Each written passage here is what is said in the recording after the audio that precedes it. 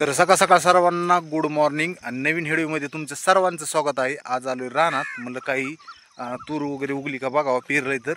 आणि विषय बी आता महत्त्वाचा जे 2-3 दिवस झाले व्हिडिओ नाही आले, कारण रानात आलोय तूर बघायला। तर विषय असा आहे की 2-3 दिवस झाले लाईट नाही म्हणजे याचं कारण काय झालंय की 3 दिवस म्हणजे एक आपण व्हिडिओ टाकला होता पाठीमागे, एक वारं वाहून सुटलं, एवढं वारं वाहून सुटलं, एवढे झाडं पडलेत, बागाचे काही नुकसान झाले, घरांचे नुकसान झाले, शेड उडलेत, एवढं मोठं 1-2 तासात एवढं चक्रवादळ झालं अचानक की चक्रीवादळच म्हणायचं की एवढं होतं ते जोरात की भरपूर असं नुकसान झालं 3 दिवस। म्हणजे काही पोल लाईटा पार हे समोर जे तारा होत्या तर त्या तारा सुद्धा एखादी गुंतल्या होत्या, म्हणजे नाही का, इथं तार ही पूल त्या एखादी अशा पिळ्या मारल्या होत्या जिथं जिथं जोळे तिथं। तर अशा ठिकाणी इतका पाऊस झाला तर त्या तारा काढणं, काही तुटणं, पोल झाडं, तर त्याच्यामुळे 2-3 दिवस झाले लाईट नव्हती, पुन्हा दुरुस्ती करणं, त्याच्यामुळे लाईट नव्हती, सकाळ आणि संध्याकाळी बी नव्हती, अशी जवळपास 3 दिवस लाईट नव्हती। तर हल्ला अशी झाली की बाबा 3 दिवस मच्छरने एवढं तोडलं की काय सांगायचंच नाही। 3 दिवस विराज बी काय झोपून दिलं नाही मला, कारण मच्छर चालू होते, उठायचा घरात गेलं तर गरमत आहे आणि बाहेर आलं तर मच्छर चावतात। तर कशाचं काय, मच्छर अगरबत्ती नाही त्याने काय फरक नाही झाला। तर मग थोडं संध्याकाळी ते 2-3 तास काय झोपत नसायचं, मग मला बी रातच्या 12-1-2 वाजता जागावं लागायचं। आणि विषय असा होता की आपल्या ह्या दुकानात पण एवढं गिराईक, किराणा दुकानात की लई, आणि आष्टीच्या दुकानात बी गिराईक, मला तर काय नको नकोच झालं। एक तर रात्रभर जागायचं, म्हणजे रात्रभर म्हणण्यापेक्षा 2-3 तास जागावं लागायचं, झोप होत नसायची विराजमुळं।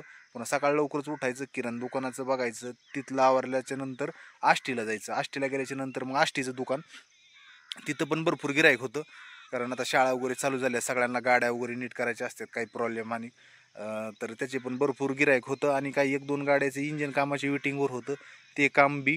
आणि शिबिराचं असे थोडं त्रास दिल्यामुळं पुन्हा एवढी परिस्थिती बेकार। आता दीपावली जवळपास बघा, आता दीपावलीला आज 1 महिना झाला आहे डिलिव्हरी होऊन, पण शिजर झाल्यामुळं टाके असतात, आणि त्या टाक्यात थोडंसं पाणी झालं, ते होता होता आता 1 महिना गेला बरं होण्यासाठी, कारण पाणी यायचं टाक्याच्या जागेवर। तर आता झालंय बरं सगळं क्लिअर, तिला पण आत्ता वाटतंय 10 दिवसात घेऊन यावा, म्हणजे थोडंसं मदत पण होईल आपल्याला, थोडीशी किराणा दुकानात तिकडे तिकडे थोडीफार। आता मला वाटतं अजून बी समजा चला 15 दिवस काय तिला आपण काम करून द्यायचो नाही, पण 15 दिवसांनी आता सगळं बरं झालं ना, थोडं थोडंचं काम आणि मदत करावंच लागेल। तर आता तिचं थोडंसं कुठंतरी बरं झालंय। आणि रानात काय झालं, आता पेरलंय तर तूर बी उगली, थोडी थोडी दिसती, लय नाही, त्याच्यामुळे ते बी काय मी जास्त दाखवलं नाही, काय दिसना त्या कॅमेऱ्यात। आणि जर ती टपकन अजून 10 दिवसात जर फास्टमध्ये मोठी झाली तर तिला आपल्याला कोळपावं लागेल, मग कोळपायचं खुरपायचं, मग आता लय अवघड आहे विषय। तर मग बघू, कोळपणी करायची थोडी आणि नंतर पाळी बिळी टाकता येईल। पण दीपावली आल्यावर थोडंसं तिथं जरी घरी थांबली किराणा दुकानावर, किंवा जरी विराला लक्ष दिलं, तर मग मला रानातलं काम करता येईल, किराणा दुकानातलं बी काम करता येईल, आणि आष्टीचं पण काम करता येईल, तिकडं पण दुकानावर जाता येईल। तर विषय असा की आता काय एवढ्यात 2-3 दिवस झाले लाईट नव्हती, व्हिडिओ काय बनवण्यात नाही आलं। तर विषय असा, कुठं जर जायचं म्हणलं तरी मला जाता येत नाही, पर 10 वाजता दुकान बंद करून कुठेतरी जावं लागत आहे, आणि दोन्ही दुकानं गर्दी, त्याच्यामुळं कुठं काय जाणं व्हायना।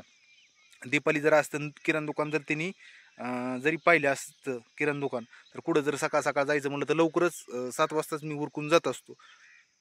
तर नियोजन असं होतं कुठेतरी, आता पाऊस पडला कुठेतरी फिरायला जावा, हा अजून 1 महिन्याने व्हायना जायचंय, पण आता इथं दुकानामुळं जाणं व्हायना। दीपावली जर आली समजा ह्या 10 दिवसात 15 दिवसात जर येते म्हणली, तर तिला आणायचं, मग आपल्याला थोडं तेवढंच फरक होईल, जरा बाकीचे काम आणि कुठं एखाद चक्कर बी होईल। तर 1 महिन्याची चक्कर म्हणजे 1 महिन्यात ती आरामशीर दुकान चलवी ती।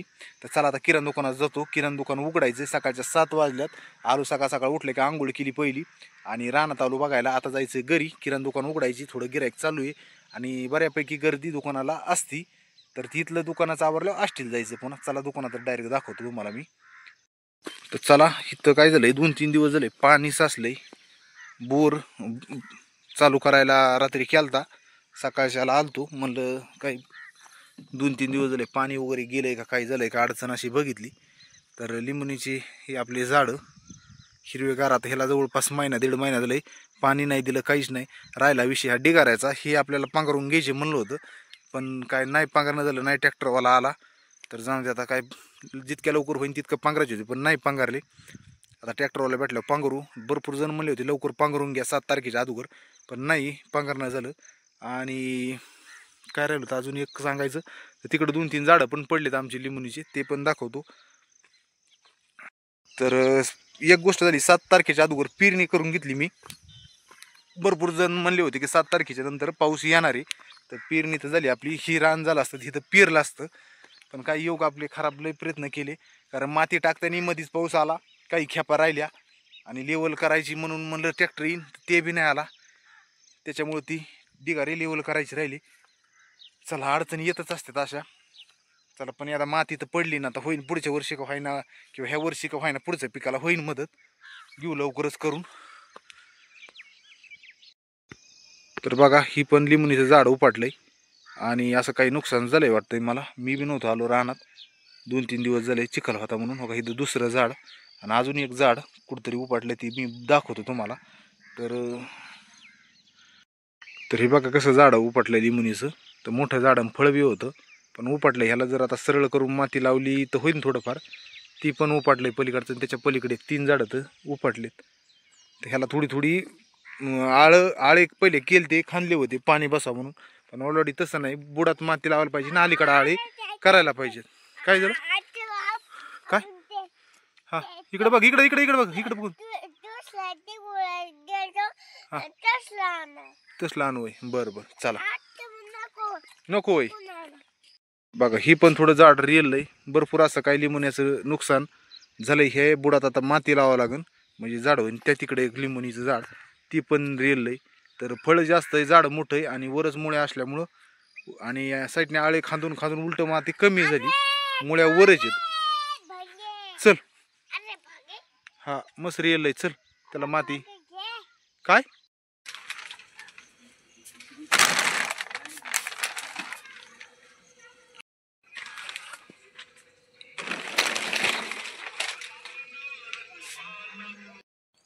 तर चाललो होतो आष्टीला जाता जाता पाणी दिसलं, म्हणलं चला थोडे पाय धुवून घ्यावा.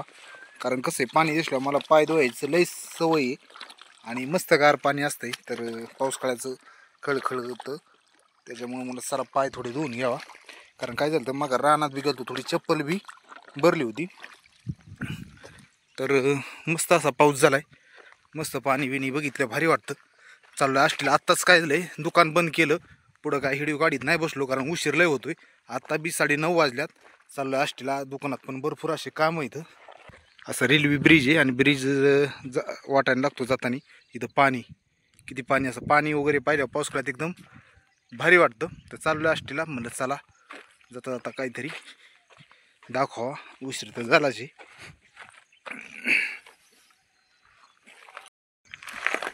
चला आज गडबडीत आपला आजचा ब्लॉग झालाय आणि दुकानात पण काही दाखल नाही कारण गर्दी होती आणि जायला उशीर झाला. आणि आत्ता बी 9:30 वाजले, तवा बळच उराकलंय आणि चालू आता आष्टीला. आष्टीत पण भरपूर काम आहे, बघतो आज काही काम असलं तर, म्हणजे काम असलं तर नाही, हाय काम ती उरकावं लागेल आज. तर भेटू पुढच्या व्हिडिओमध्ये, तोपर्यंत सर्वांना बाय बाय.